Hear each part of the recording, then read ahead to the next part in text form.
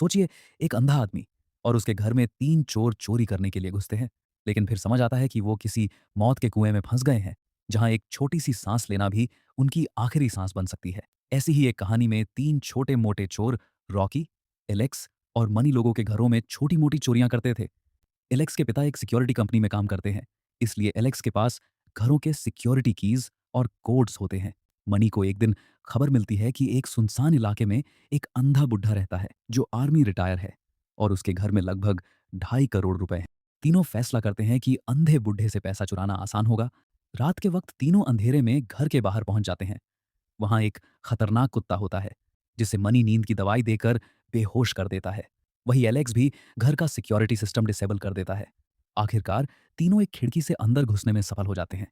जैसे ही वो लोग अंदर पहुंचते हैं तो उन्हें घर का माहौल बड़ा ही डरावना और अजीब लगता है। अब तीनों ऊपर के कमरे की तरफ जाते हैं जहां बुढ़ा सोया है। वहां पहुंचकर मनी बुढ़े के कमरे में बेहोशी की गैस छोड़ देता है। अब वो लोग बेफ्रिक होकर पैसा ढूंढने में लग जाते हैं। कुछ देर बाद वहां मनी को एक लॉक दरवाजा मिलता है। उसे लगता है कि पैसा उसी में रखा होगा। वो अपनी जेब से गन निकालकर लॉक पर गोली चलाता है। गोली की आवाज से अंधा बुढ़ा जाग जाता है और तुरंत मनी के पास पहुंच जाता है। मनी उसे डराने की कोशिश कर रहा है। तभी एक ही झटके में बुढ़ा मनी से गन छीनकर उसे मार डालता है। रॉकी और एलेक्स एक कोने में छिपकर ये सब देख रहे हैं। वो दोनों डर से अपनी सांस रोक लेते हैं।